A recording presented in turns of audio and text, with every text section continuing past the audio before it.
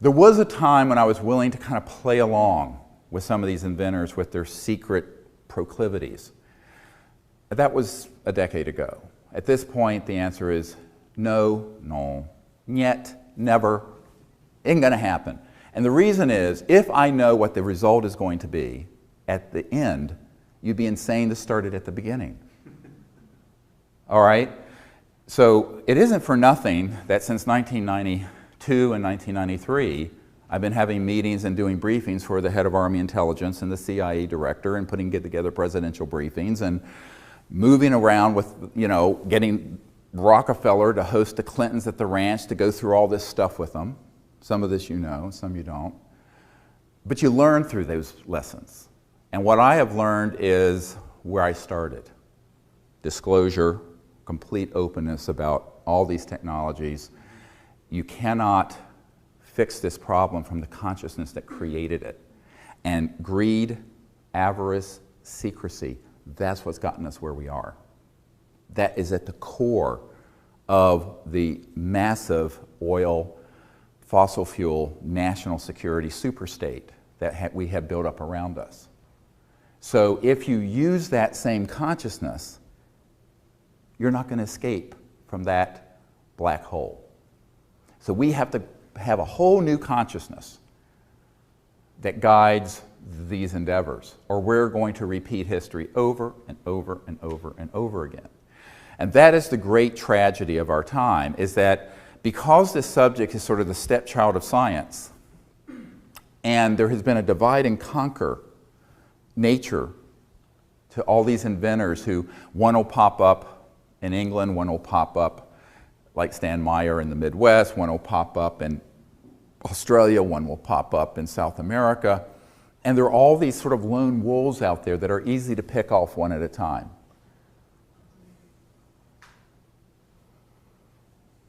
So we have to come together as a people and do this very overtly, not secretively, with a proper public involvement, because the public wants this. 99.9% of the people on planet Earth would benefit from this.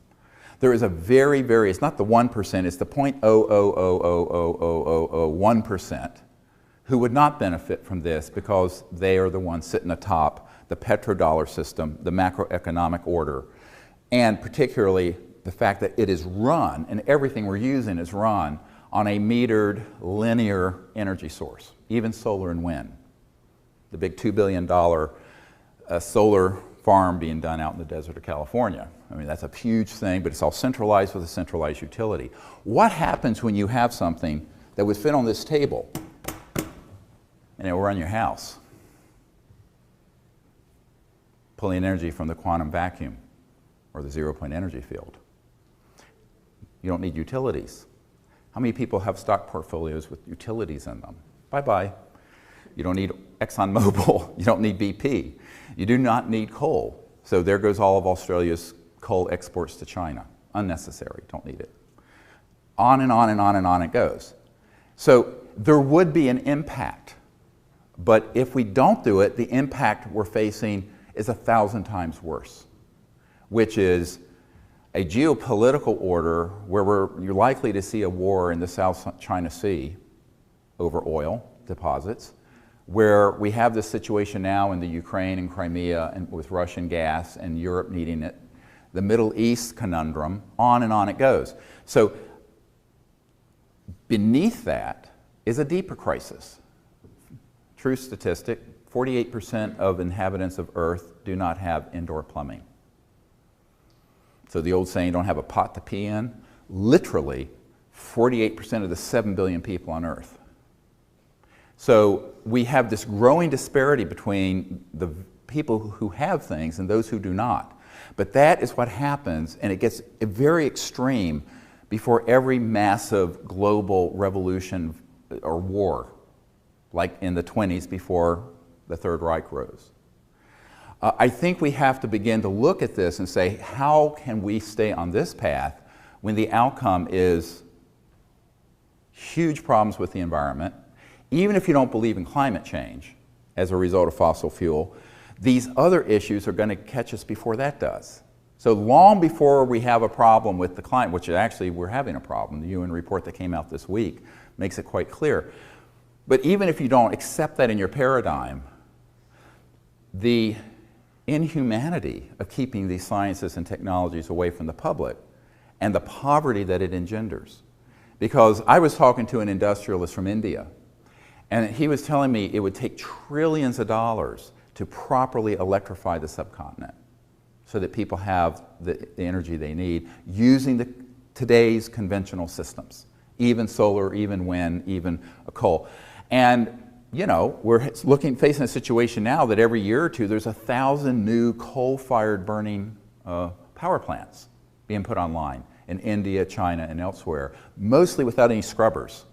So in the Pacific Northwest and other places, you have a huge amount of the pollution that's in the West Coast is coming from Asia because there's no scrubbers in those coal. And you look at the air in Beijing and Shanghai and other cities, it's not breathable. Then you go to the oceans, where you have the Fukushima reactor releasing all this radioactive material, and huge parts of the oceans, because there's all the CO2 going into the oceans, are beginning to die because of the acidity and alkaline levels being upset.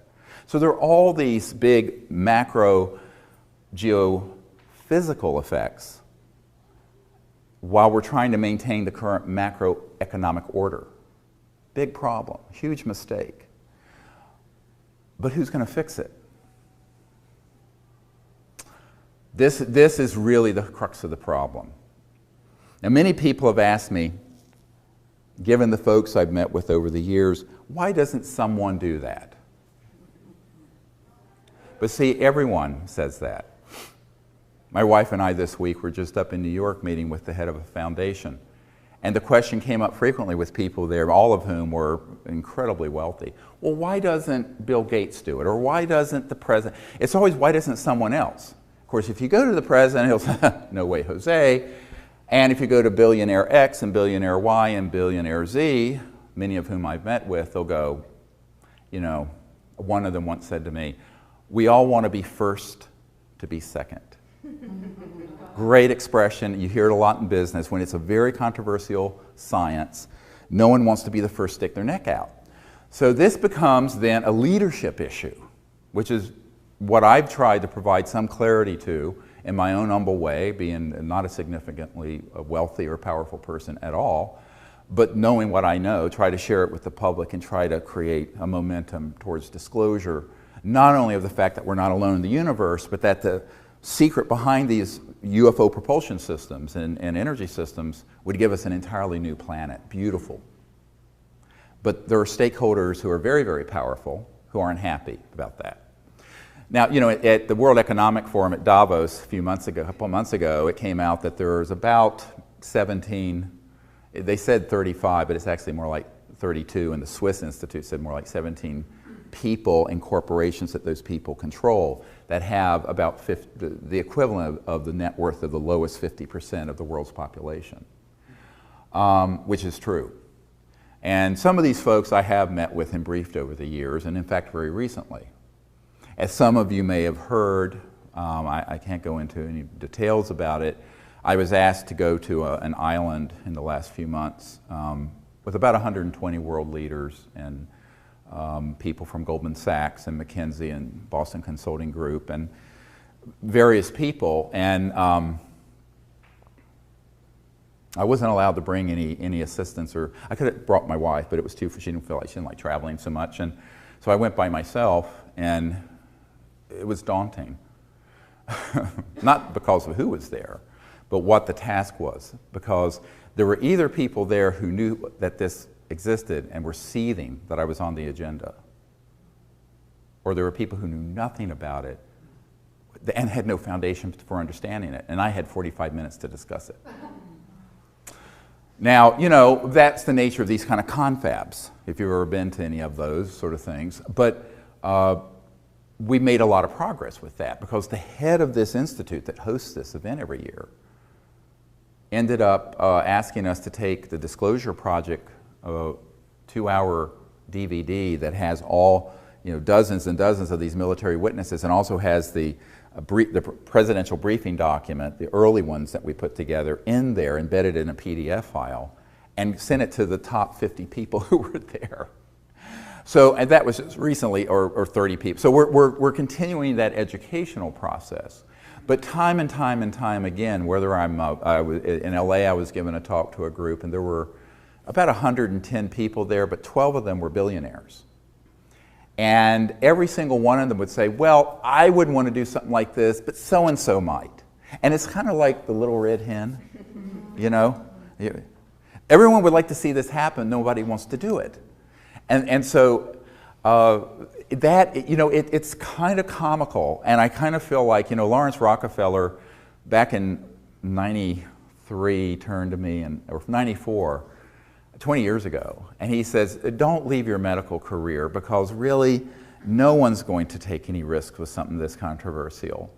And you'll just end up being the court jester for a lot of the public and a lot of the elites.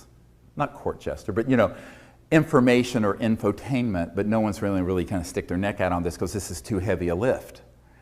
And I was appalled at his cynicism. And 20 years later, I go, the old guy was right.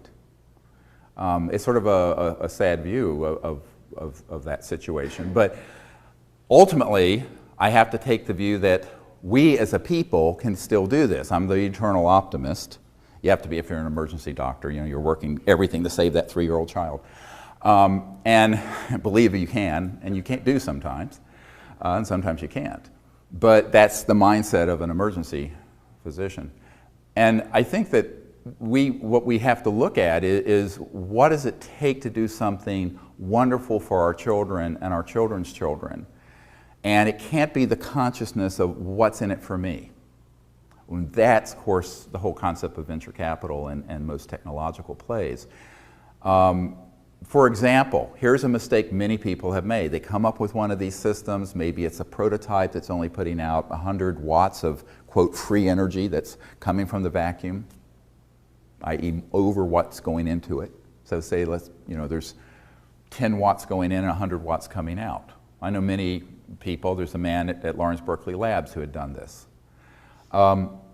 And they get approached by someone who says, oh, well, work with me, and we're a VC group, and here's $50 million for a startup. Guess what? Those folks are either shilling, they're fronting for the intelligence community, or they're sincere, but then someone comes in later with $5 billion and buys them out. I met with such a man not long ago at my home in Virginia, out at our farm, and he says, oh yeah, well, $50 million wouldn't be a problem, but I would want to have control over the corporation and the technology. I said, I don't think that's really a good idea. Have you ever gone mano a mano with the national security state? He says, no, but I've done lots of, apps and, stuff. And, he thought this was like coming out with a new iPhone app. So that's how little he understood about what we're facing here. And I said, well, the problem with that is, let me just ask you a question. If you put $50 million into that research and development program and came out with a prototype of something that would run people's homes, take them off the grid, self-sufficiency, lift the third world out of poverty in 3-4 years, 5 years at the most, with the way technologies can spread today in the world. But someone offered you $5 billion for your $50 million funding. What would you do? He says, I'm a businessman. I would sell. I said, no, you're a money whore. And you have just sold out the future of the world to another front organization that's going to bury it. Now, there's a term for this in our community that I use called black shelving. Black shelving means a corporate interest will buy up a technology because it is a threat to other horizontally and vertically integrated parts of their corporate structure, and just put it on a black shelf and keep it there. Now, there's a man who's a 747 pilot for United Airlines who's retired now, but he grew up with a gentleman who was inventing amazingly efficient carburetors in the 50s that were getting these heavy clunker cars, those great big cars that were running and getting 80, 90 miles per gallon. because of some of these electromagnetic things that he was in. Well, the auto companies and the oil companies kept buying him out. And he retired on that money. And his attitude was, I got mine, I'm rich now. One of the scientists, a lieutenant colonel down near the Huntsville Space Flight Center, Redstone Arsenal, Alabama, I was at his home, and he has worked a great deal in this area in classified projects. And he was looking at one. It was a gentleman who had an electromagnetic motor. And he tested it. And this is a PhD physicist, by the way. He said this was the real thing. This was not one of these frauds and tricks that are out there on the internet, most of which we'll get to in a moment are tricks and frauds. And he said this was the real thing. The guy disappeared for a few months, and next time he saw him, the guy had a Lamborghini and Armani suit, seriously, and wouldn't even talk to this physicist and said, I can't talk about that technology, it's been sold. That was in the 80s. That was 30-some years ago. Now there's another part. So if you get past the national security apparatus, there are all these business traps where if the money is initially clean, but the entity is controlled by people who are mainly interested in money and power, they're going to sell to someone who will black shelve it. It's not if that will happen, it's when. Because we have documented that this has happened over and over and over and over and over again.